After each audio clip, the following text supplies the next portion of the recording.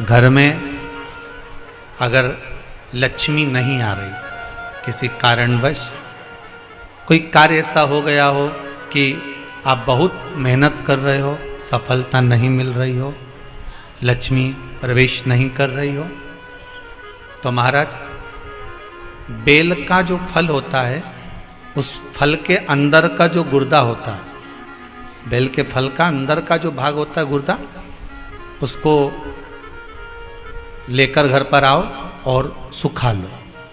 सुखाने के बाद उसको जलाओ, जलाकर उसकी भस्म तैयार करो। उस भस्म को अच्छा बढ़िया पीस लो, पीस कर कपड़े से छान लो महाराज। उसको छान कर जब आप शंकर भगवान का पूजन करने के लिए शिव मंदिर में जाएं महाराज, किसी भी 5 प्रदोष या 5 सोमवार या सोमवार की अष्टमी पड़ जाए उस दिन, थोड़ी सी भस्म लेकर जब जाएं घर से, उसमें से थोड़ी सी भस्म बेलपत्री के पेड़ के नीचे श्री कुंदकेश्वर महादेव का नाम लेकर चढ़ा दें। क्या नाम लेना है? कुंदकेश्वर। उसी में से थोड़ी सी भस्म जो बेलपत्री के वृक्ष के नीचे आपने चढ़ाई या बेलपत्री के वृक्ष की जड़ में चढ़ाई, उसको लेकर आओ और वही वृक्ष माता पार्वती का नाम लेकर भगवान शंकर के ऊपर चढ़ा दो और अपनी मनोकामना कर कर 1 लोटा पानी शिव पर समर्पित कर दो। चुटकी भर बस, ज्यादा नहीं, मात्र चुटकी भर। 5 प्रदोष भी पूरे नहीं होंगे और बाबा चाहेगा कि आपका जो लक्ष्मी रुकी हुई है या व्यापार नहीं चल रहा या कार्य नहीं हो रहा, तो बाबा उसको 1 प्रदोष 2 प्रदोष करोगे, तीसरे प्रदोष में तो बाबा धक्का लगा ही देगा। कैसे ही लगाए वो लगा।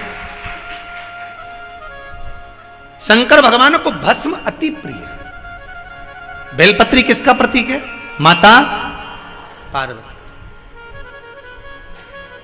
जब मां जगत जननी जगदम्बा, आप लोगों ने अभी नवरात्रे गए हैं तो नवरात्रे में दर्शन किया होगा, माता का जहां यज्ञ होता है, सप्तसती से यज्ञ हो चाहे मां अंबे जगदम्बा का जो यज्ञ होता है, उसमें बेले के फल की भी आहुति लगती है।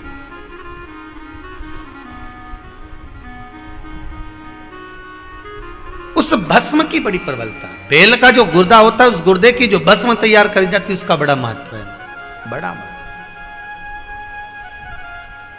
हम तो यहां तक कहेंगे देसी गाय का घी हो। कौन सी गाय का? देसी हो, जर्सी नहीं, देसी गाय का घी हो। देसी गाय के दूध से जो घृत का निर्माण हो वो घी हो, और बेले का जो फल का गुर्दा जलाओ, उसकी भस्म अगर आपने बेलपत्री के पेड़ के नीचे ही बनाई हो, मान लो अगर कोई बड़ा बेलपत्री का वृक्ष हो, और पहले देख लेना उसके नीचे बनाते समय कहीं मधुमक्खी तो नहीं लग रही, नहीं तो दादा तुम्हारा क्या बस सरे, तुम तो वहां आग लगा दो ना, मधुमक्खी तुम्हें निपटा दे।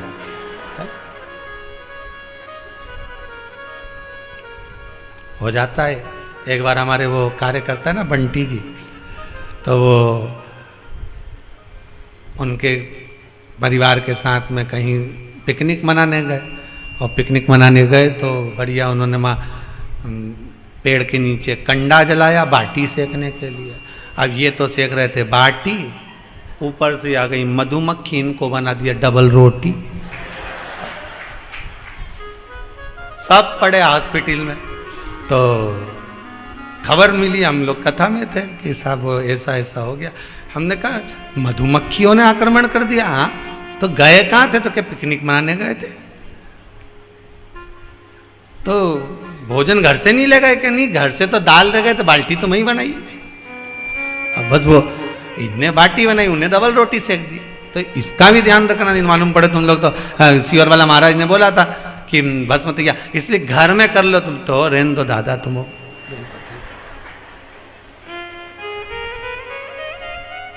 और उसका भी एक महत्व है। बेलपत्री के पेड़ के नीचे बेल के फल का गुर्दा की अगर थोड़ा सा भी सूखा हुआ कहीं बेल का फल का गुर्दा मिल जाए, उसको जलाकर उसकी भस्म तैयार करें। उस भस्म को पीस ले, पीस कर उसको काजल जैसा तैयार करके डब्बी में रख ले महाराज। शिव जी पे चढ़ी हुई भस्म को पहले वो पीस के शंकर जी पे चढ़ाओ, फिर उसको लेकर आकर उसमें गाय का, देसी गाय का उसमें घी मिलाकर काजल जैसा तैयार कर कर मस्तक पर मात्र या कलेजे पर उसकी एक बिंदी ही रखकर आप अपने कार्य के लिए अगर निकल गए तो ये पक्का है कि वो कार्य होगा ही, सफल होकर ही मानेगा। ज्यादा से ज्यादा 5 दिन उसके पास जाना पड़ेगा, 6 दिन जाना पड़ेगा, पर कार्य सफल होगा ही, उसको करना ही पड़ेगा। क्योंकि वो केवल बेल की कालोच नहीं गई है, वो स्वयं काल का तुम्हारे साथ गई, स्वयं पार्वती मां तुम्हारे साथ गई। भस्म शिव जी को प्रिय, उस भस्म का प्रयोग बड़ा सुंदर। ब्रह्मदेव ने माता सरस्वती से कहा, सरस्वती चलो, ब्राह्मण बड़ा विशाल यज्ञ करवा रहे हैं, उसमें अपन यजमान है,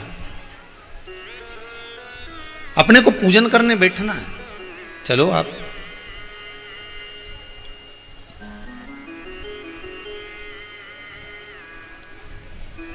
माता सरस्वती ने कहा, मैं श्रृंगार करती हूं और आती हूं। श्रृंगार करने में माता सरस्वती लग गई, माता वीणा देवी लग गई। फिर ब्राह्मणों ने कहा, ब्रह्मदेव यज्ञ का समय निकल रहा है, आप जल्दी करो, माता वीणा देवी को, माता सरस्वती को लेकर आओ। ब्रह्मा जी ने फिर जाकर कहा, सरस्वती बहुत देरी हो रही है, चलो चलिए। सरस्वती जी बोली, बस आप चलो, मैं अभी आई। 1.5 घंटा 2 घंटा निकल गया, पर माता सरस्वती नहीं आती हैं।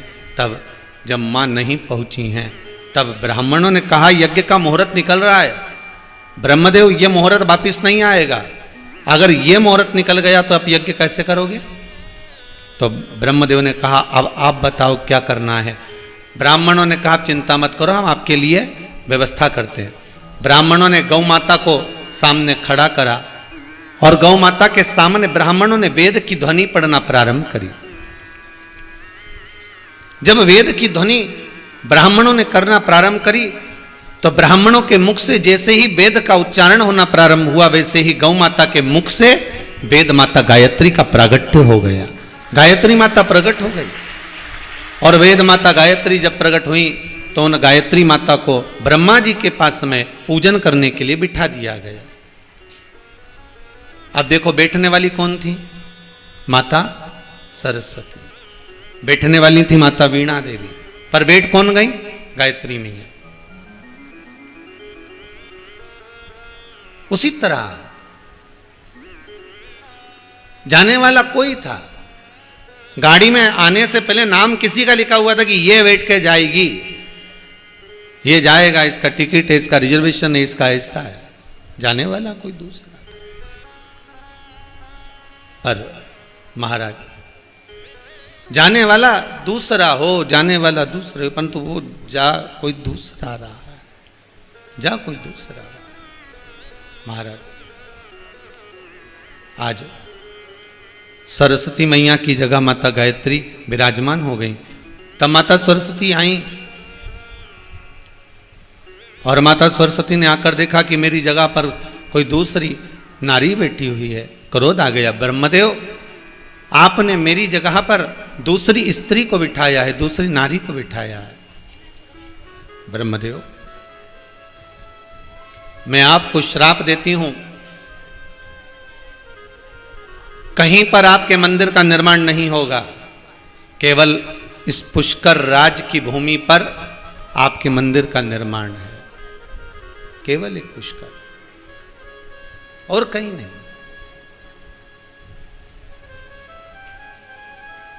जब तक भगवान कृपा ना करे, जब तक करुणा सागर की करुणा ना हो, जब तक दया सागर की दया ना हो, तब तक एक कदम भी चलकर हम कहीं जा नहीं सकते। तेरी कृपा बिना न हिले एक भी अणु, लेते हैं श्वास तेरी कृपा से तनु तनु।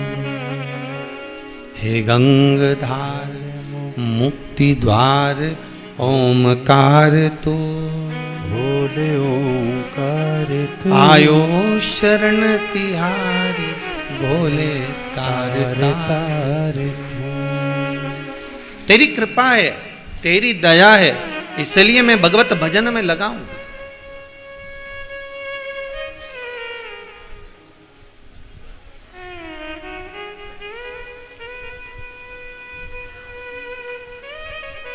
और तेरी कृपा से, तेरी दया से मुझे जो मिला है शायद ही कहीं प्राप्त होगा।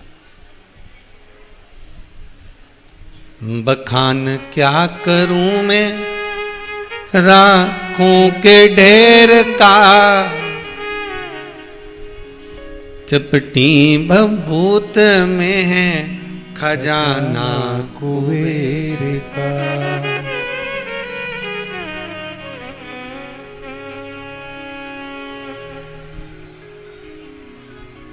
भाई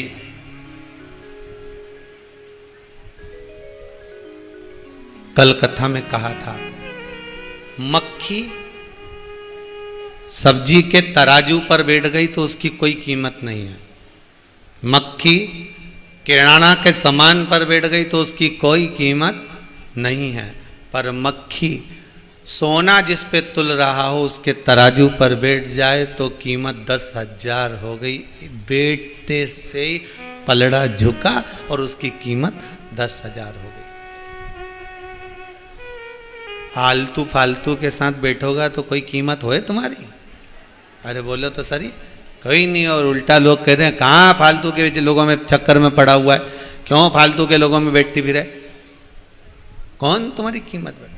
पर कहीं आप सत्संग में बैठ गए, कहीं आप भगवान की भक्ति में बैठ गए, कहीं आप भगवान के भजन में बैठ गए, कहीं शंकर के अनुमोदन में बैठ गए, शिव महापुराण का स्मरण करने बैठ गए, भले आप आधा घंटा बैठे, 15 मिनट बैठे, 20 मिनट बैठे, पर कीमत तो बढ़ गई।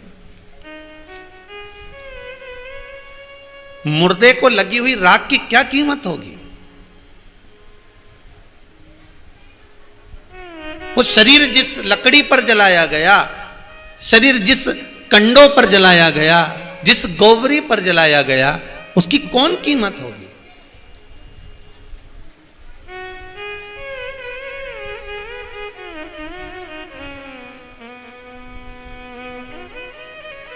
जिसका प्रयोग कोई नहीं करे उसका प्रयोग शिव करे।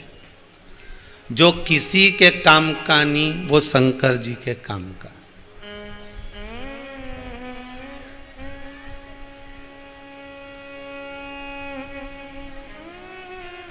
जो सिक्का कहीं नहीं चले वो आरती की थाली में चले। सही है? जो कहीं नहीं चले वो आरती की थाली में चले। क्यों? क्योंकि सबको मालूम है ये कहीं नहीं चलेगा तो भगवान के पास चलेगा।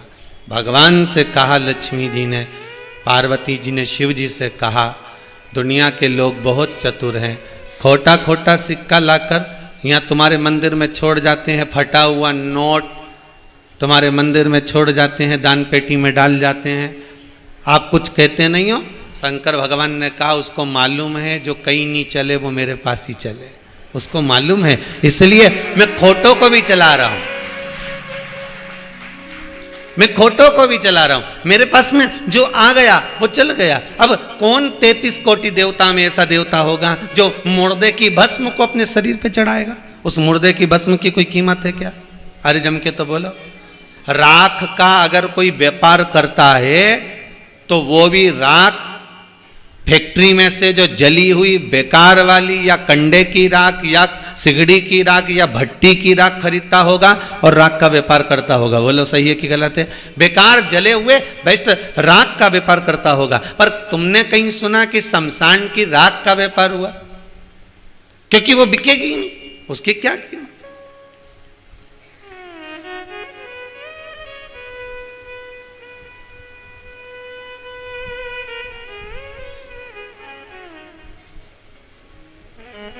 पर कोरोना महामारी में तो कफन का भी व्यापार हुआ है। कोरोना महामारी में अखबार में पढ़ा था, न्यूज चैनल पर भी देखा था, आप लोगों ने भी देखा होगा कि मुर्दे जलते थे, उन मुर्दों के कफन को सफेद कपड़ों को जोड़ जोड़ के प्रेस कर कर ले जाते थे ढेर।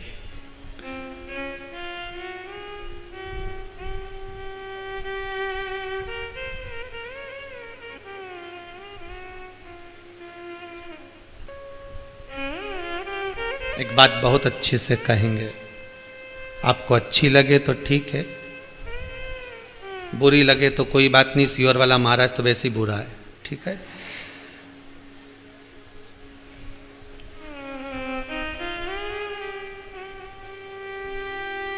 जब पूरा राष्ट्र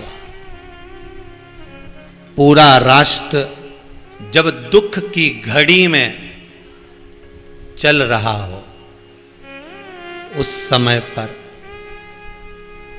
कमाई की मत सोचो, उस समय पर तो लौटाने की सोचो कि कितना धर्म कर सकते हो, पुण्य कर सकते हो, सत्कर्म कर सकते हो। पर कोरोना महामारी के अंतर्गत ये देखने को मिला कि लोग उस दुख की घड़ी का फायदा उठा रहे थे। एक एक पलंग की कीमत राम जी राम, शंकर जी जाने, एक एक इंजेक्शन की कीमत शंकर जी जाने। इंजेक्शन तो इंजेक्शन नकली तक बना दिए थे, आप लोगों ने न्यूज में सुना होगा। दुख की घड़ी में जिस समय पर राष्ट्र, संपूर्ण विश्व बहुत दुखी है, उस समय पर कमाई का नहीं सोचना, उस समय पर तो यह सोचना है कि सेवा कैसे हो सकती है। आप थोड़ा सा ज्यादा कमा लोगे, पर यह तो बताओ कि उस धन को रखोगे कहां।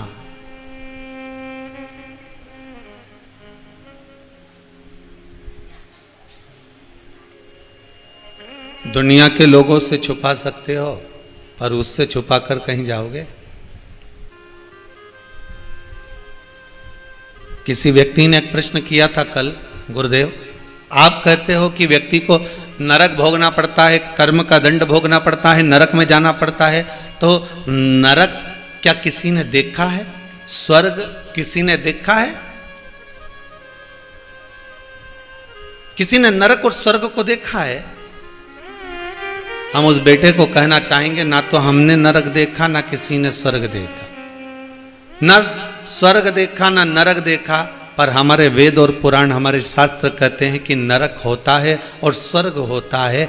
भविष्य पुराण के अंतर्गत वर्णन करा गया कि वो नरक और स्वर्ग तो व्यक्ति बाद में जाता है, पर जो तुमने कर्म करा उसका भोग तुम्हारे मरने से पहले परमात्मा इसी भूमंडल पर दिखा देता है।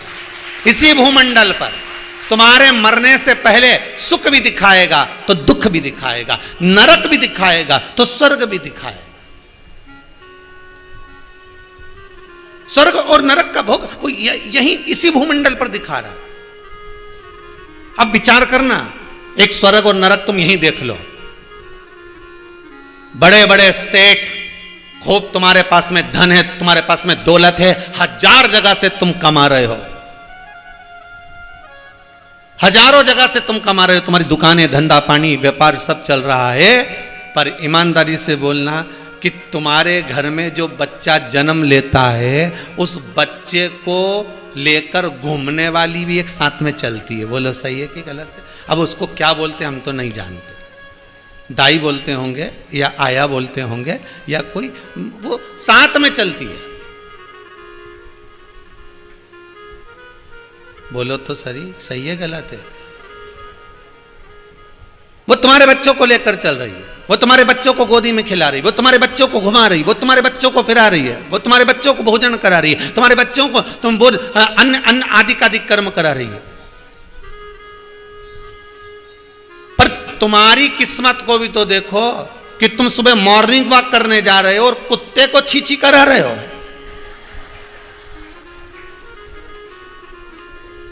अब बोलो स्वर्ग और नरक है कि नहीं है? बोलो तो जम के। कितना किस्मत पे लिखा के लाए थे कि सुबह से मॉर्निंग वॉक में उठेगा और कुत्ता के घुमाने जाएगा। तेरी जो संतान है उसके दूसरा घुमा रहा और तू कुत्ता कुत्ता के घुमा रहा। अब ये नरक और स्वर्ग का बात। और उसको भी घुमाते समय तुम्हारे को ऐसा महसूस हो रहा है गौरवान्वित कि मेरे बराबर कोई नहीं। इतना तो चड्डा पहन लिया ना, टी शर्ट पहन ली ना, यूज घुमाए, ऐसा यूज घुमाए। अब तुम्हारी किस्मत देखो, भगवान ने क्या लिखकर भेजी होगी कि जा पृथ्वी पर अपने बच्चे के तो कभी भी कपड़ा चेंज नहीं करेगा, पर कुत्ता के छीछी कराता फिरेगा। ये स्वर्ग और ये नरक यहीं पड़ा हुआ है। अब स्वर्ग भी यही है, नरक भी यही है। अब उसको ज्ञात होना चाहिए, तुम्हें प्राप्त होना चाहिए, तुम्हें मालूम होना चाहिए। बस यही स्वर्ग और नरक है।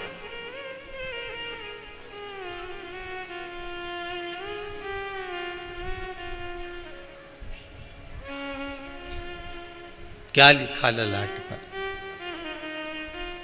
दुख आया, शरीर में कष्ट आया, ये सब हमारा कहीं का कर्म भाग ही तो है। और आज अवस्थी परिवार, गुप्ता परिवार अगर ये कथा करवा रहा है,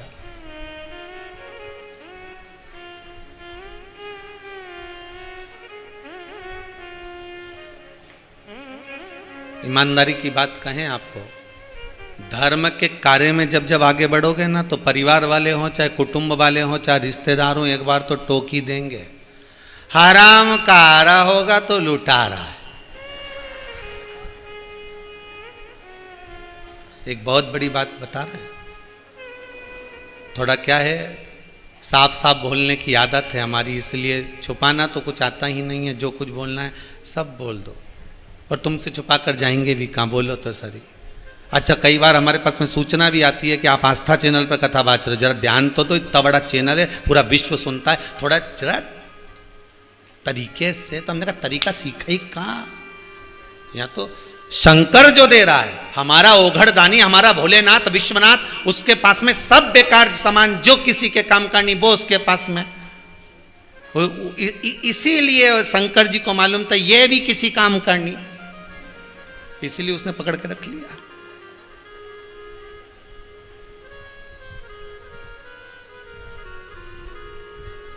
कौन जाने, कहेंगे लोग कहने वाले,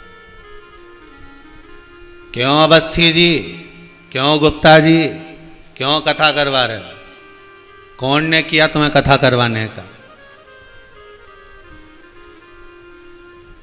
लोग कहेंगे कहां जा रहे हो?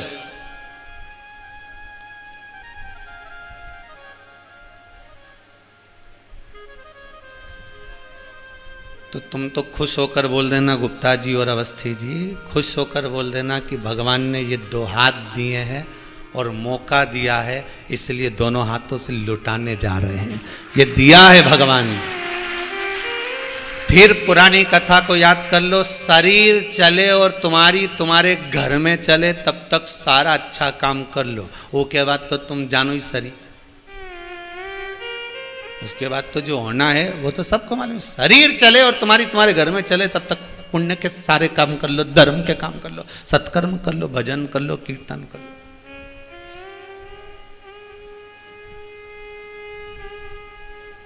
उसके बाद जो होगा वो देखा। जो किसी काम की चीज नहीं, वो शिवजी ने अपने पास में रखा,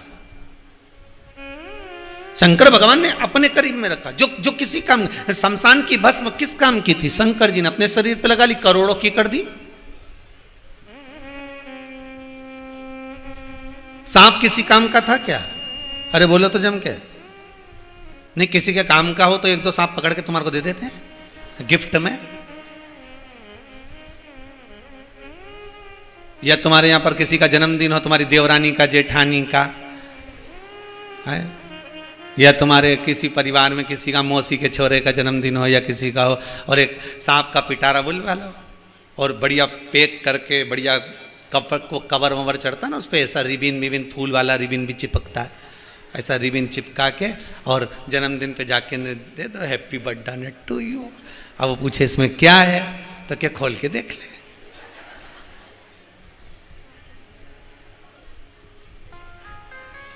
अब तुमने तो जन्मदिन पे दिया, मालूम पड़ा उसका मरण दिन हो जाए तो क्या कर लेगा? अब दिया तुमने, जो किसी काम का नहीं। सांप किसके काम का था, फिर भी भगवान ने उस सर्प को अपने पास में रखा। भिक्षु किसके काम का था, भगवान ने अपने पास में रखा। मृगशाला किस काम की थी, मृगशाला अपने पास में रखी। वो धतूरा किसके काम का था, आज भी वो धतूरा किसी के काम आता है क्या? अरे बोलो तो जम के, वो कांटे वाला धतूरा किसी काम का है? अच्छे अच्छे फूल लगे होते तो लोग तोड़ के सुबह से ले जाते, 5 बजे से जब घूमने निकलते ना मॉर्निंग वॉक में, दूसरे का पौधे में से फूल ही तोड़ते फिरते, सब ले जाते हैं। पर धतूरा कोई तोड़ता है? जब काम आता है ना तभी।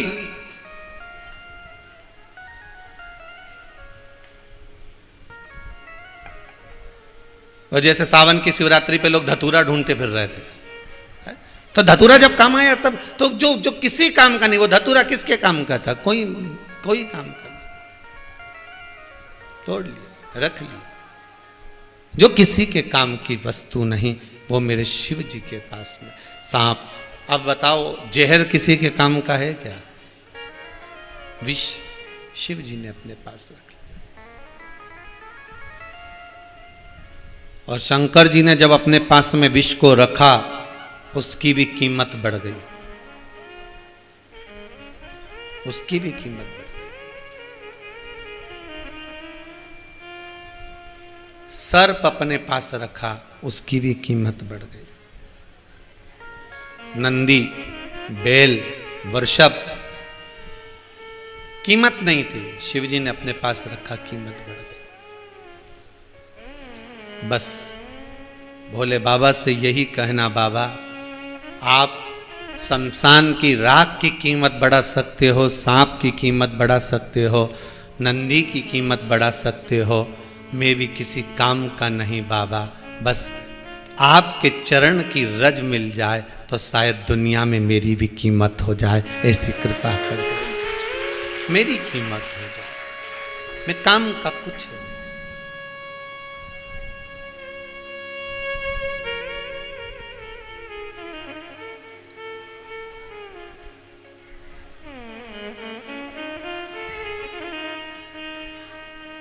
चपटी भभूत में है खजाना कुबेर का। जब भस्म शिव पर चढ़ती है, जब भस्म शंकर को लगती है, उस भस्म की कीमत बढ़ जाती है,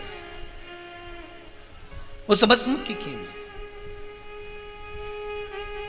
आप शंकर भगवान का अनुमोदन करने में लगे हो, शिव की आराधना करने में लगे हो। चंद्रदेव, जब जिस समय पर चंद्रदेव को शरीर का रोग हो गया था और काया टपकने लगी थी, चंद्रदेव की काया जब टपकने लगी, उस काया का महत्व, जो चंद्रदेव को अहंकार था, इतना अभिमान कि मेरे बराबर कोई सुंदर नहीं, मेरे बराबर सुंदर नहीं। आज भी चंद्रमा को देखना तो उसमें दाग नजर आता है।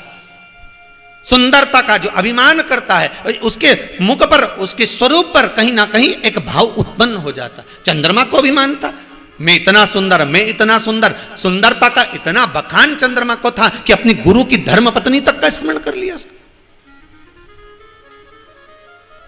अहंकार में 3 गए धन वै बहु और वंश, ना मानो तो देख लो रावण कौरव कंस। अहंकार में चले गए। भगवान ने अगर आपको सुंदरता दी है तो दुनिया के लोगों को रिझाने के लिए नहीं दी है। भगवान ने अगर आपको सुंदरता दी है तो दुनिया के लोगों को रिझाने को नहीं दी। अगर भगवान ने आपको शरीर अच्छा दिया है तो दुनिया के लोगों को रिझाने के लिए नहीं दिया है।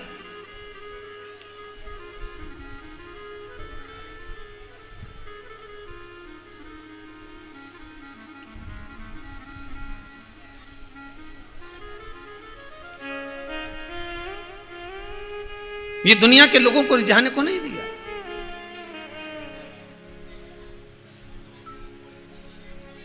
महाराज, अगर भगवान ने कहीं स्वरूप अच्छा बनाया है ना आपका, भगवान ने आपको शरीर अगर अच्छा दिया है ना, तो भगवान कहते हैं ये मैंने तुझे भजन के लिए दिया है, स्मरण के लिए दिया।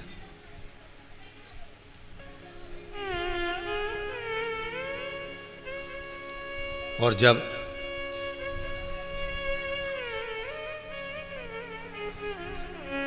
ये शरीर जो भगवान ने दिया, इसको अगर हमने भगवान की भक्ति में लगा दिया तो उम्मीद लगा कर रखना, विश्वास बना कर रखना कि ये काया दूसरी बार भी भगवान प्रदान कर देगा। दूसरी बार भी दे देगा। पर यदि इस काया का ही सदुपयोग नहीं हुआ तो वो काया किस काम की?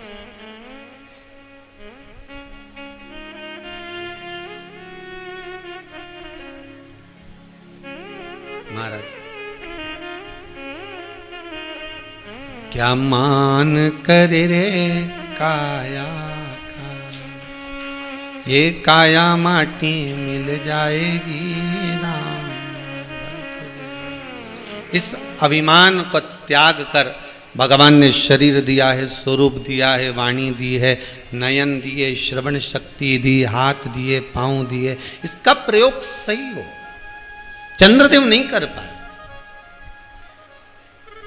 देवऋषि नारद ने कह दिया शंकर भगवान के शिवलिंग की स्थापना कर और उसकी पूजन कर।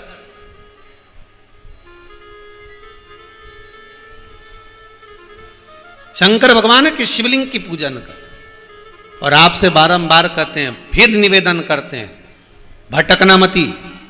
जीवन में अगर दुख आया है, तकलीफ आई है, कष्ट आया है, रोग आया है, बीमारी आई है, तो शंकर के चरण पकड़ लेना, शिव मंदिर में जाना प्रारंभ कर देना, शंकर की आराधना चालू कर देना। शिव मंदिर जाने पर, आराधना करने पर भी अगर दुख नहीं कट रहा तो भगवान को जिम्मेदारी मत देना। भगवान से मत कहना कि तू मेरा दुख नहीं काट रहा। हमारे कर्म हैं, भगवान भी धीरे धीरे सेट करेगा कि कैसे इसको काटना है। एकदम तो नहीं काट देगा, क्योंकि उनको भी तो सब दूर बात करना पड़े, नहीं तो ब्रह्मा जी इस्तीफा दे दे।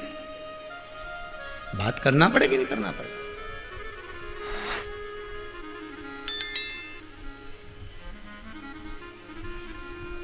थोड़ा अगर तुमने कोई फाइल दी है तो कोई फाइल दी है तो उसमें जो काम है तो उसको करने के लिए थोड़ा जितना ऑफिस में काम करे तो उनको सेट तो करना पड़ेगा कि साहब ये फाइल आई है। अब वो कहे नहीं साहब मैं तो काम निपटाऊंगा जब इसमें से 5,000 मेरे होंगे, फिर दूसरा के मुझे 3,000 चाहिए, न तीसरा के मेरे को 4,000 चाहिए, न वो पांचवा के मुझे 50,000 चाहिए, तो फाइल ऐसी थोड़ी नहीं पड़ जाएगी। भगवान तुम्हारा दुख बड़ा भारी है, तुमने जो कर्म करा है, बेकार कर्म करा वो तुम्हें मालूम नहीं है, पर कर्म करा, आज का नहीं तो पुराना होगा, पर कर्म का भोग तो भोगना पड़ेगा।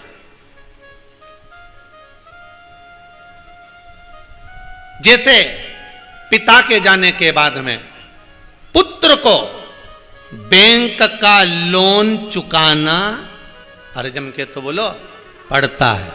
लोन तो चुकाना पड़ेगा, बोले चुकाना पड़ेगा कि नहीं चुकाना। अब तुम तो सोचो कि गए तो लोन भी गया, तो बैंक वाले छोड़ेंगे, मकान ही ले जाएंगे, दुकान ही ले जाएंगे, कौन छोड़ने वाला है।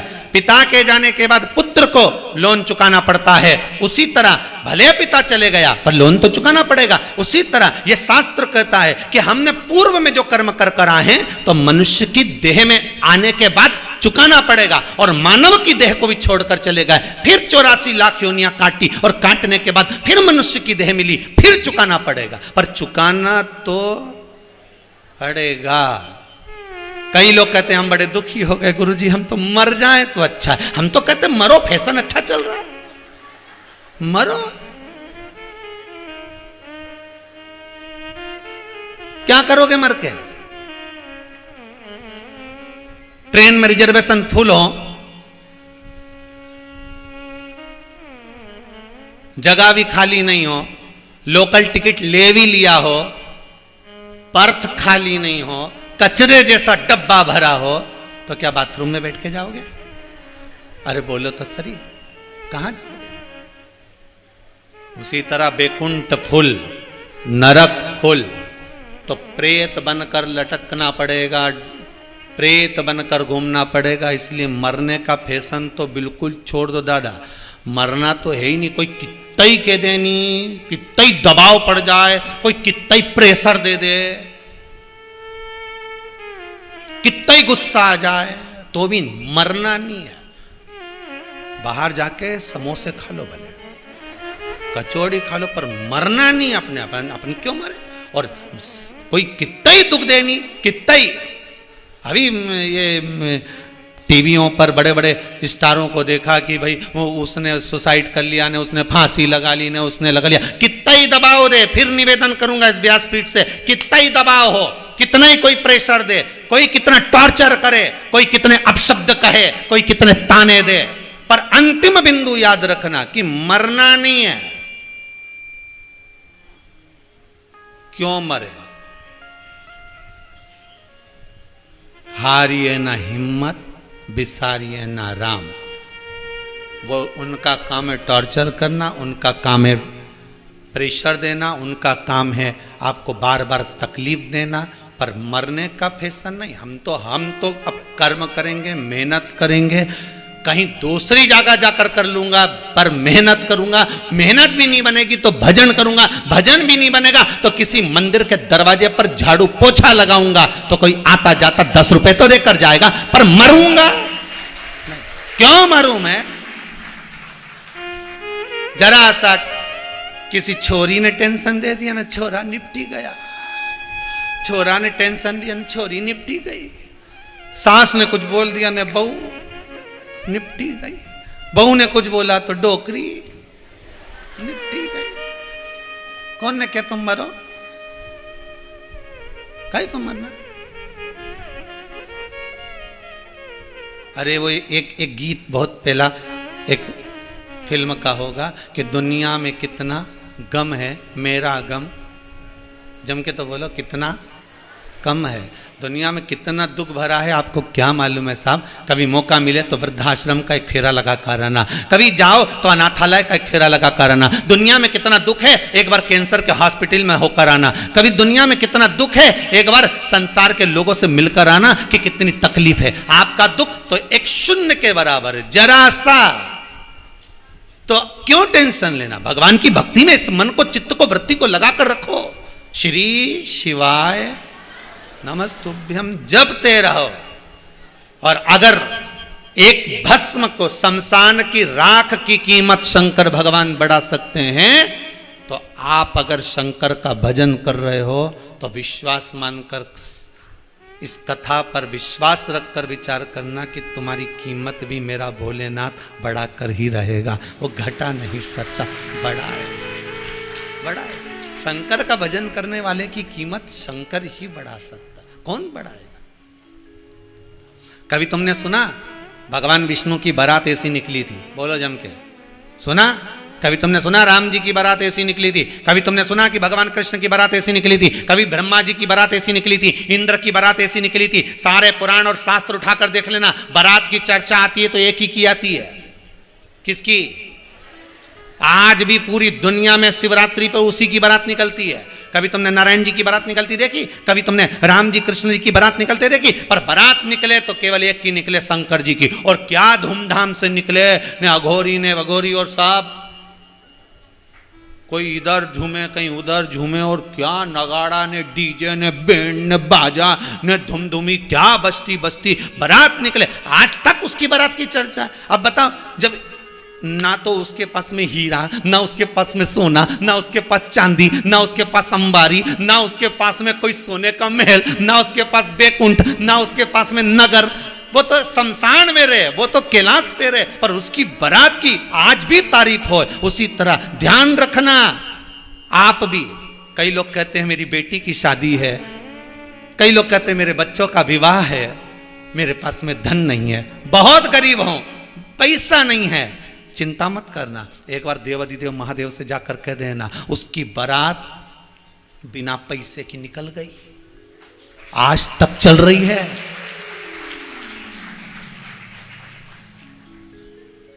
जिसको चिंता अपनी बेटी के विवाह की, जिसको चिंता, जिसको बेटे के विवाह की चिंता, वो शंकर जी पे छोड़ दो और भगवान पर छोड़कर फिर देखना कि शादी कैसी होती है।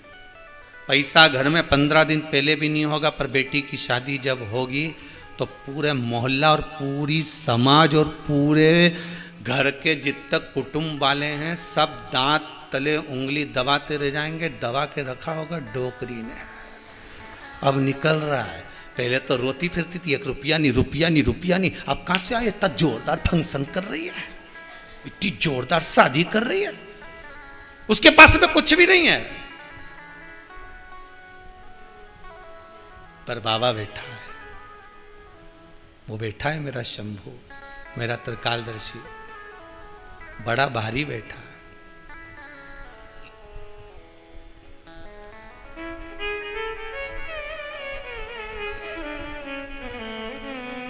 क्यों रोए हम?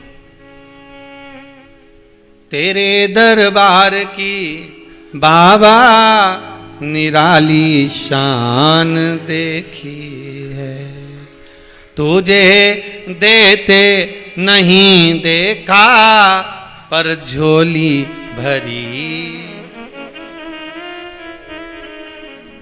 हम क्यों?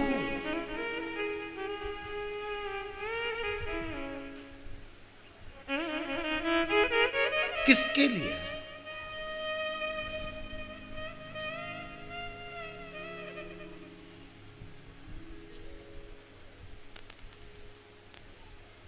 उसके भरोसे पर ये भरोसे के पत्र है, लो पढ़ो।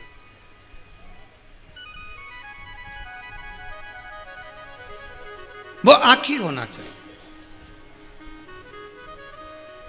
अब बेलपत्री के पेड़ पे चढ़ गए, बड़ी बड़ी डालियां तोड़ तोड़ के ले आए और डालियां तोड़ तोड़ के लाके उसमें से पत्ती निकाल ली, डाली फेंक दी।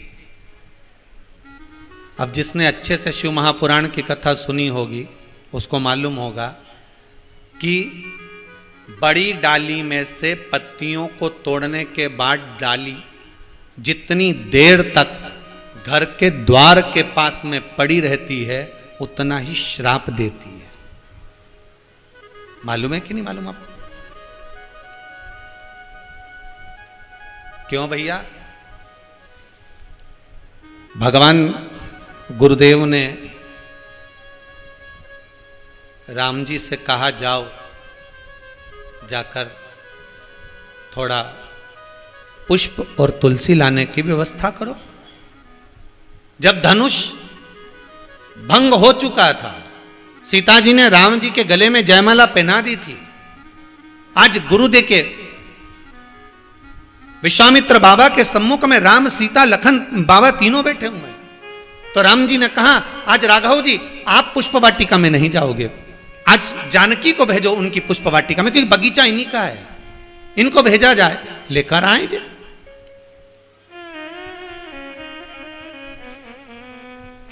ये जाएं और पुष्प वाटिका से तुलसी लाएं, फूल लाएं, हमें सेवा करना है शालिग्राम जी की।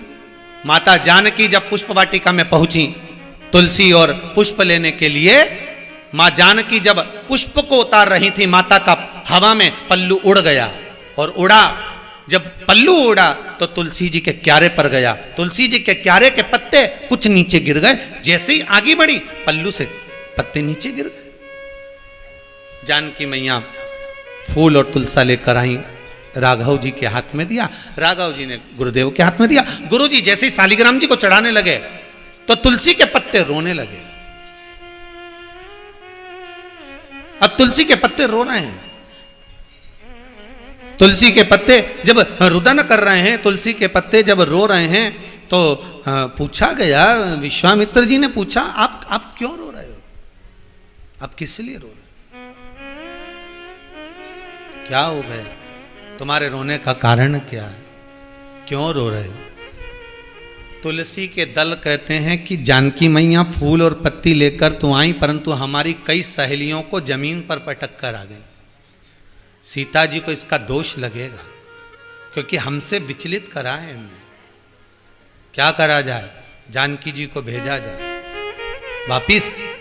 तुलसी के दल को जानकी मैया फिर जोड़े उस तुलसा जी के पौधे में। माता जानकी तुरंत गई तुलसी के पौधे के पास जाकर निवेदन करा है माता जानकी ने, है तुलसी महारानी, है मां कृपा करिए, आपके दल, आपके पत्ते आज मेरे साड़ी के पल्लू से नीचे गिर गए, क्षमा करिए, क्षमा करिए। वो माता ने उस दल को वापस लगाया। शालिग्राम जी को उस दिन तुलसी नहीं चढ़ी, नहीं चढ़ी। इसलिए आज भी हमारे यहां कई बार कह देती हैं माताएं, आज रविवार है, तुलसी मत तोड़ो। बच्चे पूछते हैं मां रविवार को तुलसी क्यों नहीं तोड़ना चाहिए, तो कहा दिया जाता है सुना है, पर उनको बताओ कारण था, इसलिए नहीं चढ़ी, कारण था, इसलिए समर्पित नहीं। आप बेलपत्री को अगर उतारना है पौधे में से, डाल में से, वृक्ष में से बेलपत्री तोड़ना है तो पत्तों को उतारिए, डालियां मत तोड़िए। डालियां ले जाने के बाद, पत्ते निकालने के बाद आप डाली को ले जाकर जहां पटकोगे वो श्रापिता देगी कि मैं अच्छी खासी भगवान की सेवा में लगी थी पर इसने मुझे सेवा से वंचित कर दिया। वो डाली में फिर पत्ते लगेंगे और पत्ते लगते ना जाने कितने बार शंकर जी को चढ़ते, पर तुम्हारे कारण वो डाली टूटी, तुम्हारे कारण तुमने उसको वंचित कर दिया सेवा से, उसका दोष तो लगेगा। अब तुम तो खुश हो गए, 108 चढ़ाया मैंने तो तुलसी बेलपत्र 108 चढ़ाया मैंने तो आपकी हरतालिका तीज पे 500 चढ़ाया, मैंने तो शिवरात्रि पे 500 चढ़ाया, मैंने तो 1.25 लाख बेलपत्री चढ़ाई, मैंने तो ये चढ़ाई, तुमने तो चढ़ाई, पर उसके बाद वो जो डाली जिसमें कांटे लगे हुए थे तूने तो पत्ती तोड़कर पटक दी, उसको किसी काम की आई? अरे बोलो तो नहीं आई। उसका दोष कौन को लगेगा?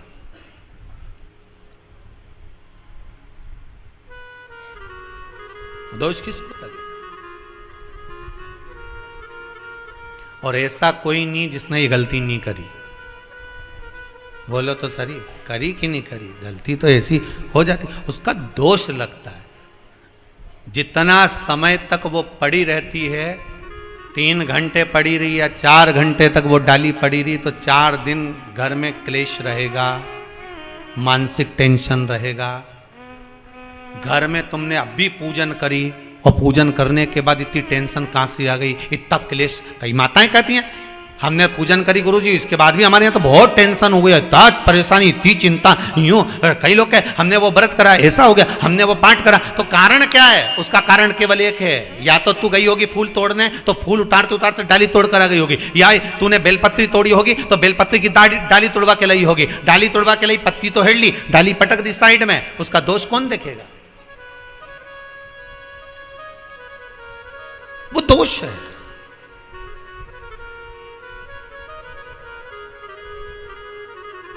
हम देते तो इतना सा है और लेने का प्रयास बहुत हो जाता है। जब जब गणेश मंदिर जाए, जब तक जगदम्बा के मंदिर जाए, बिजासन पे जाए, देवास वाली तुलजा भवानी पे जाए, सलकनपुर जाए, जब जब माता के मंदिर जाए तो लेके तो इतनी सी चुंदड़ी गई नारियल में लपेट के, और वहां जब दी तो अरमान ये लेके बैठी है कि पंडित जी के पास इतना सा लड्डू आ रही है तो 2-4 मेरे को दे देंगे, देना प्रसाद, देना जरा प्रसाद। और पंडित जी ने जब इतना सा प्रसाद दिया ना, बताओ,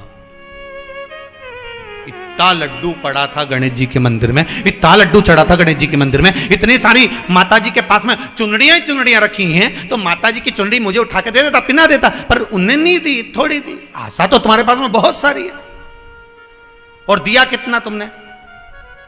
थोड़ा। लेने की आशा, मना नहीं है, आशा लगाओ, पर शास्त्र कहता है कि फिर उतना समर्पण भी होना चाहिए। बेलपत्री चढ़ाओ, डाली नहीं टूटना चाहिए, डाली लगे रहने दो, पत्ते उतारो, और अगर डाली तोड़ी भी है तो कोमल वाली जो डाली होती है उसको निकाल लो, फिर कर सकते हो। पर जो बड़ी डाली हो जिसमें और आस लगी हो कि इसमें और पत्ते लगेंगे, और पत्ते आ जाएंगे, शिव जी पे और चढ़ेंगे, उसको तोड़कर इकट्ठा कर लेना, ये कहीं की सहजता की बात।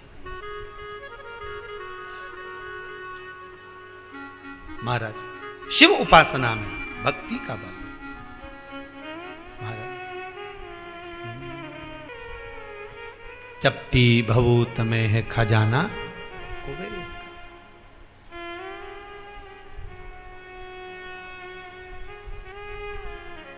शंकर भगवान का अनुमोदन स्मरण शिव महापुराण की कथा कहती सुख देने वाला।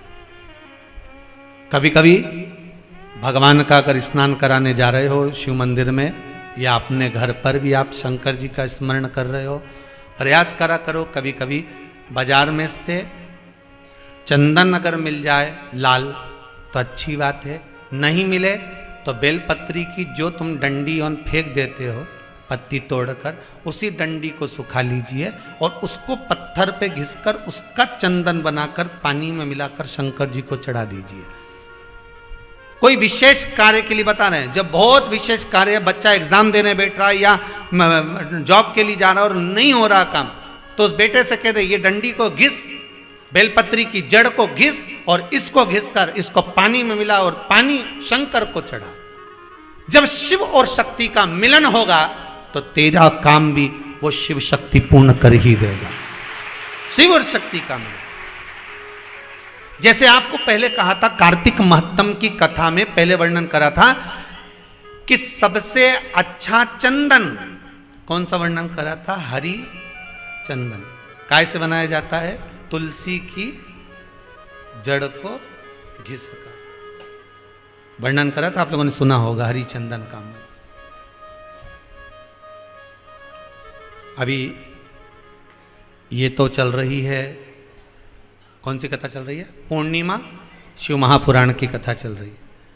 इसके बाद में ये 23 को समापन हो जाएगी, शायद वो कथा 25 से है ना, क्योंकि वो कथा 25 से चालू होगी, कार्तिक महत्तम की कथा, कार्तिक महीने की। तो उसमें प्रयास करेंगे कि बेलपत्री की जड़ के महत्व को और शमी के वृक्ष की जड़ के महत्व को और पीपल के जड़ की महत्व को समझें कि इन तीनों के जड़ की महत्वता क्या है। आपने अभी तक वृक्ष की महत्वता सुनी, पत्तों की महत्वता सुनी, पर इनकी जड़ की महत्वता क्या रही है, उस जड़ की महत्वता को सुनो।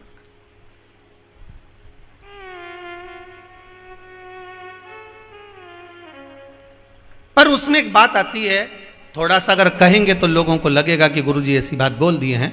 उसमें एक बात जड़ की महत्वता में आती है कि जड़ हमेशा मिट्टी से ढकी होना चाहिए। बोलो सही है कि गलत है? अगर जड़ मिट्टी से बाहर होगी तो वो वृक्ष टिकेगा? जम के बोलते जाओ, नहीं टिकेगा ना। पर वही बात इस जड़ से जुड़ी हुई आती है। नाभि क्या है मनुष्य की?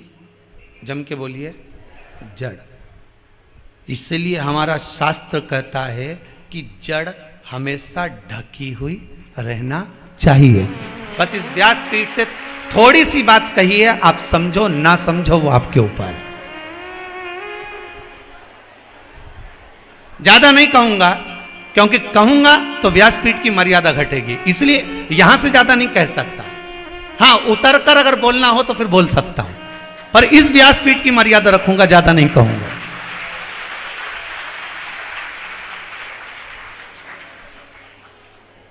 इस व्यासपीठ की मर्यादा रखूंगा, ज्यादा नहीं बोलूंगा। बोलूंगा तो नीचे उतर कर बोल सकता हूं। वृक्ष की जड़ मिट्टी में ढकी होगी तो वृक्ष खड़ा रहेगा, जड़ दिखेगी, वृक्ष टिकेगा नहीं। उसी तरह नारी पुरुष नाभि रूपी जड़ को ढक कर रखेंगे तो कभी गिर नहीं सकते, ये पक्का। जड़ ढकी होना चाहिए। बस यहीं से समझ लो कि 25 तारीख वाली कथा क्या करने वाली है। अब इतने में समझ जाना, 25 से फिर अपन देख लेंगे इसको।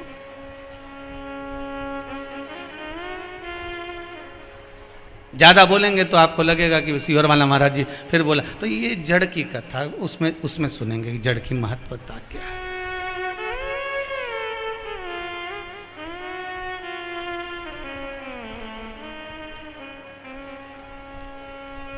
क्या होता है, कथा तो हम कहते हैं पर दुनिया के लोग उस कथा को इधर से उधर ले जाते हैं, इसलिए बहुत सोच समझ कर मर्यादा रखकर इस व्यासपीठ से बोलना पड़ता है, बहुत ध्यान रखकर। पर छोटी छोटी बात से तुम समझ जाते हो, इसकी मुझे बहुत प्रसन्नता है। सबसे ज़्यादा खुशी इस बात की है कि हमने इतना सा बोला और आप उतनी देर में समझ गए। पूरे विश्व का कल्याण हो, यही चाहते हैं। सारे श्रोताओं को हाथ जोड़कर प्रणाम करता हूं कि छोटी सी बात को आप समझ गए, मैं आपको नमन करता हूं। छोटी सी बात को समझ गए, बस हो गया कल्याण इस व्यासपीठ। बस इतनी सी बात को आप लोगों ने समझ लिया। आस्था चैनल के माध्यम से फेसबुक, यूट्यूब पर और कुबेरेश्वर धाम में जितने सुन रहे हैं, आप लोग इतनी सी बात से समझ गए, मतलब मुझे विश्वास हो गया कि कथा मेरा शंकर सुन रहा है और शंकर बात रहा, विश्वास हो गया। उतनी सी बात है, समझेंगे जड़ के महत्व को। महाराज थोड़ा चढ़ाओ शिव जी को, पर श्रेष्ठता में चढ़ाओ। थोड़ा चढ़े, श्रेष्ठता में चढ़े। विशेष अगर कोई कार्य रुक रहा है तो बेलपत्री की उस डंडी को घिसकर उसमें जल कलश में मिलाकर चढ़ाना चालू कर दो। 15 तारीख का एग्जाम है, तुम 10 तारीख से चढ़ाना चालू कर दो। 20 तारीख का एग्जाम है, 15 तारीख से चढ़ाना चालू कर दो। चढ़ाओ तो सही, इसमें कुछ घट रहा है? कुछ भी नहीं। बस बाबा पर विश्वास कर कर घर में ही चढ़ा लेना, मंदिर नहीं जाओ तो भी।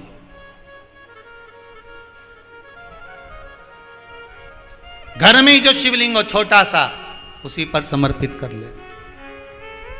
आप विश्वास रखकर करना, बाबा करें। साहूकार की 2 बेटियां, एक पूर्ण व्रत करती है, एक आधा व्रत करती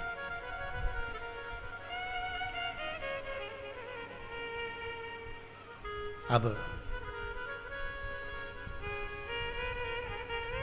एक बेटी के घर में तो संतान पूर्ण हो गई, एक के यहां जब भी संतान होती थी तो आधी होती थी। गर्भ 4 महीना, 6 महीना, 5 महीने का गिर जाता था, गर्भ समाप्त हो जाता। कल मेरी बहन आने वाली है, शाम को जब मेरी बहन आएगी और दीपदान करेगी, तब मैं उसको यहां बिठाऊंगी, जाने की तैयारी करूंगी, तब उसको दोष लगा दूंगा। बहन आई सुंदर सुंदर वस्त्र आभूषण पहनकर। अच्छा, कथा में कई जगह पर मिलता है कि सुंदर सुंदर वस्त्र आभूषण पहनकर आई। इसका मतलब यह नहीं है कि तुम सोना चांदी पहन के कथा में जाओ। बहुत ध्यान देना महाराज।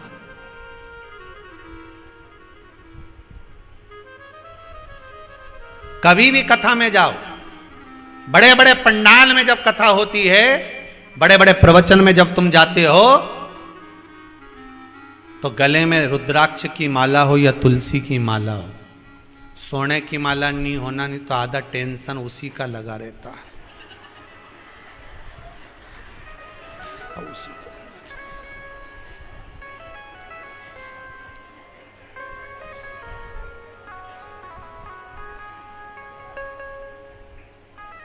यहां भी लिखा है, सुंदर वस्त्र आभूषण पहनकर बहन पूर्णिमा का दीपदान करने जा रही। बहुत ध्यान दीजिएगा, सुंदर वस्त्र आभूषण पहनकर। तो भागवत जी में भागवत करने वाले व्यास वक्ताओं ने अपने अपने अनुसार इसका वर्णन लिखा है। सत्संग ने मेरी बात चला, सतगुरु ने मेरी कीनी रे सगाई, अटल सुहाग की बिंदिया। अब देख लो श्रृंगार, भक्ति का सुरमा में, काजल का नहीं लगाया है, तुम फालतू के चक्कर में मत पड़ना। भक्ति का सुरमा में आंखों में लगाऊंगी, दुनिया से नाता तोड़ उनकी। इसमें एक लाइन और आती है, ऐसी पहनू चूनर जो रंग ही न छूटे, प्रीत का धागा। मतलब जितना श्रृंगार कर रही है वो ये ऊपर का श्रृंगार का वर्णन नहीं है। सुंदर वस्त्र आभूषण पहनकर बहन पूर्णिमा का दीपदान करने गई। इसका मतलब ये नहीं लिखा कि तुम सोने का हार पहन के जाओ, ने पाटली पहन के जाओ, ने सुंदर बोर और सब लग। यहां शास्त्र कह रहा है ये तुम्हें श्रृंगार करना, ये अलग है। पर एक श्रृंगार इस आत्मा का भी है।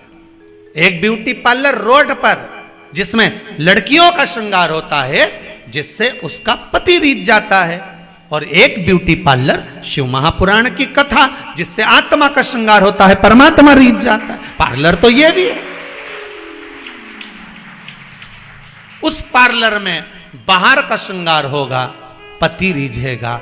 इस पार्लर में आत्मा का श्रृंगार होगा, मेरा शिव रीझेगा। भगवान को कभी भी धन से नहीं रिझा सकते। आप करोड़ों का दान देकर सोचो कि मैंने भगवान को अपना बना लिया। मूर्ति तुम्हारी हो सकती है, ट्रस्ट तुम्हारा हो सकता है, मंदिर तुम्हारा हो सकता है, मंदिर की मूर्त तुम्हारी हो सकती है, पर भगवान तुम्हारा केवल अगर होगा तो निर्मल मन सो मोहि भावा।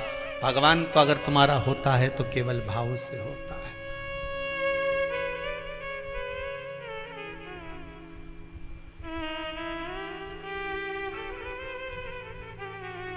केवल निर्मल भाव। अगर मन है तुम्हारा भगवान को रिझाने का तो भगवान तुम्हारा हो जाएगा। भोले का भोला, शिव महापुराण कहती है जितने भोले रहोगे भगवान तुम्हारा उतना उतना ध्यान रखेगा। जो बहुत समझदार बेटा होता है ना, माँ उसका बिल्कुल ध्यान नहीं रखती, ये तो खा लेगा टाइम पे, रह लेगा टाइम पर जिसमें विवेक ही नहीं हो, बुद्धि नहीं हो, तो माँ उसका हाथ पकड़ पकड़ के चले। बोलो सही है कि गलत है? हाथ पकड़ के चले। छोरे ने खाया कि नहीं खाया, ले बेटा रोटी खा ले बेटा पानी पी ले। नहीं खाऊं तो अकेले गुट्टा बना दिया, फिंगर बना दिया, पुंगा बना दिया, ले खा, ले बेटा खा। जो बच्चे में विवेक नहीं, अकल नहीं, उसका ध्यान मां रख रही है। उसी तरह जो संसार के प्रपंच में नहीं पड़ा, ना काम में, न लोभ में, न आसक्ति में, न वासना में, न तृष्णा में, ये दुनिया के झूठे प्रपंच में नहीं पड़ा, उसका ध्यान भोलेनाथ रखता है। ले बेटा खा, ले बेटा रख, ले बेटा ये धर। मां उसका ध्यान रखे, शंभु उसका ध्यान रखे।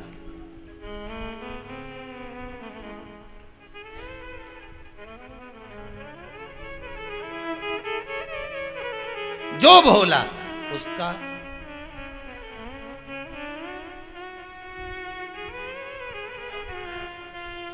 शंभु शरणे पड़ी मांगू घड़ी रे दुख का दया करी न दर्शन। भगवान भोले का दुनिया में सबसे कठिन काम एक ही है। सारी दुनिया का सबसे कठिन काम एक है, वो है सरल होना। क्या काम कठिन है? सरल। सरल होने में ही दुनिया के लोग कठिन हो जाते हैं, सरल नहीं हो पाते।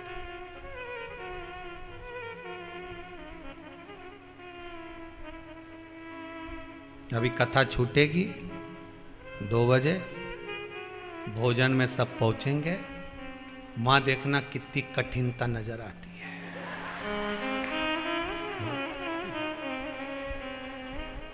अच्छा कितना ही महाराज कथा केले, नहीं महाराज जी बोले सरल बनना। इतनी देर इंतजार करानी और थोड़ी देर थाली लेके ले चली जा खा ले, कोई दिक्कत। अपनी सरलता का परिचय तो देना चाहिए। क्या होगा ले जा।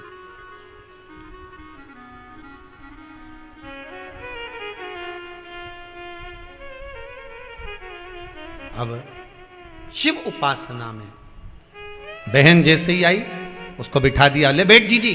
मैं अब भी आई तैयार होके, और जीजी जैसी पाटे पे बैठी, चौकी पर बैठी, बैठते से उसका जो लहंगा था, उस लहंगे का भाग उस बच्चे को छुआ गया जो कल का मरा था। लहंगे का भाग उस बच्चे पे छुआ गया, छुआया और वो बच्चा रोना चालू कर दिया, जीवित हो गया, रो रहा है। पूर्णिमा की कथा कहती है बच्चे ने रुदन करना प्रारंभ करा तो बहन दौड़ कर आई। बच्चे के रोने की आवाज कहां से? बहन खड़ी हो गई, इस पाटे के नीचे बच्चा कहां से आ गया? बहन ने उस बच्चे को तो बाद में उठाया, पहले अपनी बहन के चरण पकड़ लिए। जी मेरे जो संतान होती थी वो मर जाती थी, अब की बार भी मुझे मरा हुआ बच्चा हुआ। मैंने सोचा ये इल्जाम तेरे माथे मढ़ दूंगी कि तू मेरे बच्चे पर बैठ गई और बच्चा मर गया। पर बहन समझ में नहीं आया कि मुझे मरे हुए बच्चे होते या जन्म ले लेते तो मर जाते। कारण क्या था? बहन ने कहा कुछ कारण नहीं था, तो जो भी व्रत करती थी वो आधा अधूरा करती थी, तुझे ज्ञान नहीं था। फिर ये बच्चा जीवित कैसे हो गया, समझ नहीं आया। सदगुरु के पास पहुंचे, उस बच्चे को लेकर संत के पास। गुरुवर, जो बच्चा कल का मर चुका था वो आज जीवित कैसे है?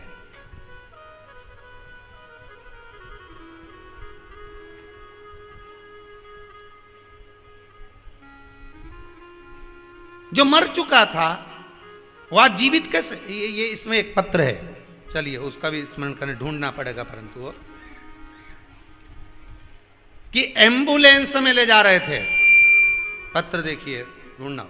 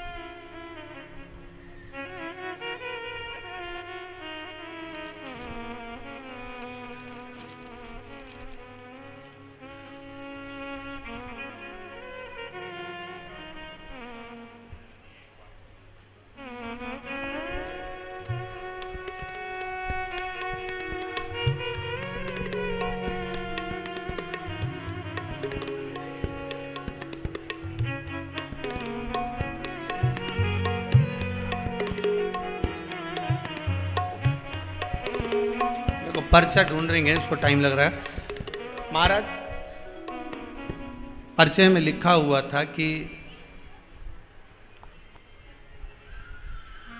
जिसकी अंतिम श्वासें चल रही हो,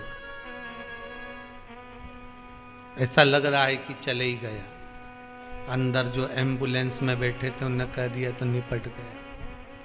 फिर भी कहीं गुजरात का ही पर्चा है वो, फिर भी बाबा ने कृपा कर उसको घर तक ले जाते भी, हॉस्पिटल तक ले जाते भी वापिस प्राण दे दिए। इससे बढ़कर सुकून और क्या हो सकता है जीवन। आपका पुण्य, आपका दान, आपका किया गया सत्कर्म, आपका किया गया भजन,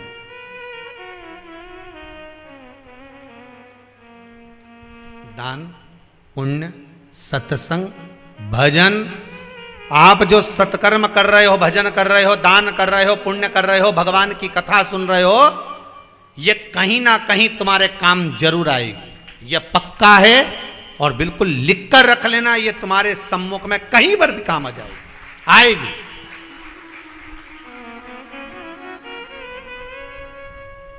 जैसे जयपुर वाले भैया जी ने कहा कि हमारे पास में एसडीएम साहब की पत्नी ने कथा सुनी और उन्होंने कहा कि साहब आप कथा का स्मरण करिए, कथा का। अब ये एक पर्चा लिखा है, उसमें भी उन्होंने माता जी को ये है, पद्मा बाई गवते, इंदौर से आई। कहाँ बैठी हैं?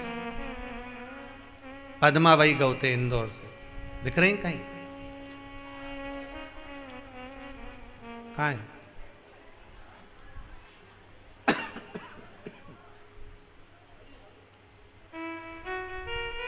अच्छा, आप ही हैं माता जी? पद्माबाई गवते इंदौर से आई हैं। आपने लिखा है, माँ गुरुजी मैं आपकी कथा रोज सुनती हूँ, मुझे चश्मा लगा हुआ था। आप ही को लगा हुआ था? माइक दीजिए जरा माता जी को।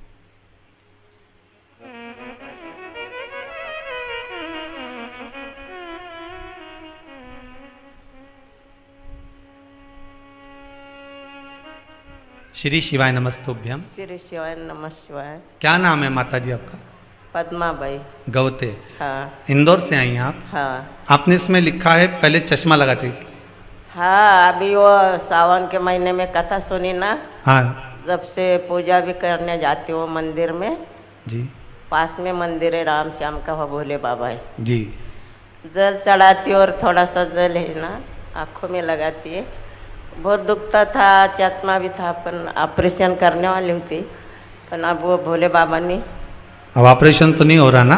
बाबा ने कृपा कर दी, चश्मा हट गया। हाँ। बस बाबा की कृपा। बैठिए बैठिए बैठिए, साधु बात।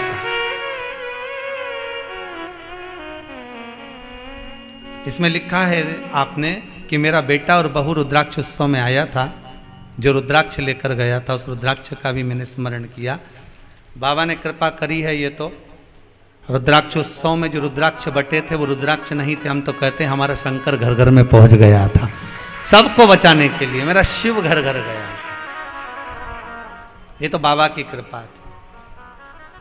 महाराज, जिसने भजन किया, जिसने स्मरण करा, जिसने कथा श्रवण करी, जिसने मंत्र जाप करा, नाम स्मरण करा, उसका भजन कहीं ना कहीं काम आया। अब इनकी अवस्था के हिसाब से तो इनको चश्मा और बढ़ना था। बोलो सही है कि गलत है? इतनी अवस्था होने के बाद चश्मा और बढ़ना था, पर ये बाबा की ही तो कृपा है कि चश्मा पूरा ही उतर गया। ये शिव की कृपा बिना कुछ हो सकता है? कौन जाए मां शंकर की आराधना बिना। महाराज कह दिया बहन ने, संत के पास गई, सदगुरु के पास गई और गुरुजी से जाकर कहा, गुरुदेव मेरे को एक बात समझ में नहीं आई, मेरी पुत्र को छोटी बहन कर रही, मेरा पुत्र जो मर चुका था उसको मैंने चौरंग के नीचे, पाटे के नीचे सुला दिया था, और मेरी बहन जो दीपदान करने जा रही थी उस बहन को मैं उस पाटे पर बिठा देती हूं और मेरा बेटा वापिस 2 दिन का मरा हुआ जीवित हो जाता है। ये कैसे हो सकता?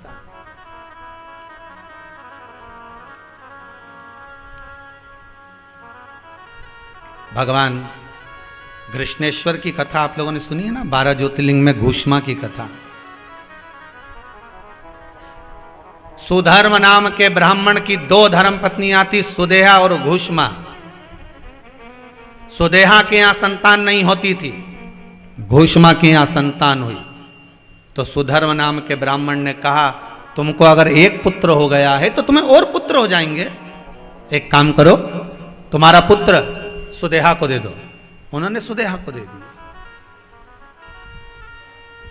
सुदेहा ने वो पुत्र को पाल पोस कर बड़ा करा, शादी कर दी, घर में बहू आ गई। सुनिए ना कथा, पहले भी कई बार सुनाई है 12 ज्योतिर्लिंग में। घर में बहू आ गई। अब बहू को मालूम पड़ा कि मेरी सही सास तो घूष्मा है, ये तो मेरी सौतेली सास है सुदेहा। इसने सुदेहा को पूछना बंद कर दिया। सुदेहा को एक दिन गुस्सा आ गया कि मेरी बहू मुझे नहीं पूछ रही। जब बेटा ही नहीं रहेगा तो बहू कहां से रहेगी? बेटा पलंग पर सोया था, बहू मायके गई थी, इसने बेटे के टुकड़े टुकड़े कर दिए तलवार से, कपड़े में बांध लिए, तालाब में फेंकिए।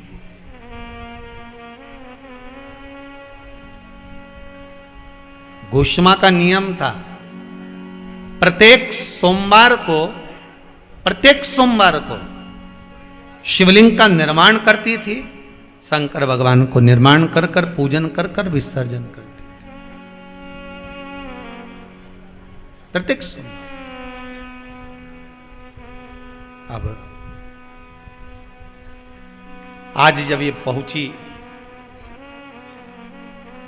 तालाब पर, घूष्मा ने भगवान शिव से निवेदन करा, बेटे को देखे हुए 1 हफ्ता हो गया, ना जाने रोज सुदेहा से पूछती हूँ बेटा कहाँ गया मेरा, तो कहती है बाहर गांव गया है, पर 1 हफ्ते से दिखा नहीं। बाबा मेरा बेटे का दर्शन नहीं होगा क्या मुझको? शिवलिंग तालाब में छोड़ा, जैसे ही पानी में गया, घूष्मा का बेटा तैरते हुए बाहर निकल कर आ गया। 1 हफ्ते पहले का मरा हुआ निकल कर बाहर आ गया। अकाल मृत्यु वो मरे जो काम करे, चंडाल का काल उसका क्या बिगाड़े, जो भक्त हो महाकाल का। शंकर की आराधना करने वाला काल के मुख से भी बाहर आ जाता, काल के मुख से।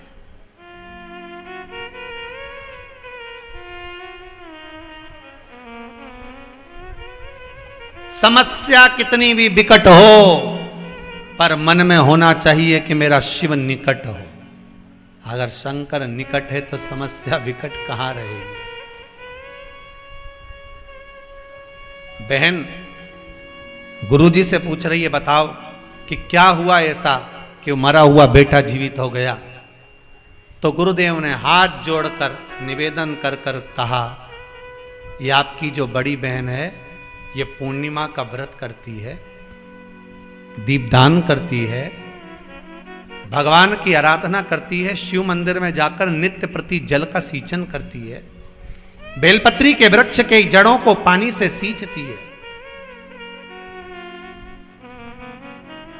जल का सींचन। कहा इसके शरीर से जो वस्त्र लगा था वो वस्त्र आपके बेटे से छुआ गया, इसलिए वो मरा हुआ भी जिंदा हो गया, केवल वस्त्र के छूने से जीवित हो गया। हम कहते हैं संत सदगुरु, जो भगवान का भगत होता है, संत होता है, साधक होता है, चाहे आपके घर के माता पिता हो, आपके घर में रहने वाला कोई व्यक्ति हो जो भगवान की भक्ति से जुड़ा हुआ हो, अगर वो निकल कर भी जा रहा हो तो उसके चरण की रज हमारा कल्याण कर देती है। ये नहीं कहेंगे कि केवल संत हो, सदगुरु हो, हम तो कहेंगे आपके घर के माता पिता हो, घर के बड़े हो, छोटे हो, जो भगवान की भक्ति में लगा है, और अगर वो भगवान के भजन में, कीर्तन में, स्मरण में, दान में, पुण्य में, संकीर्तन में लगा है, उसके चरण की रज ही कल्याण कर देती।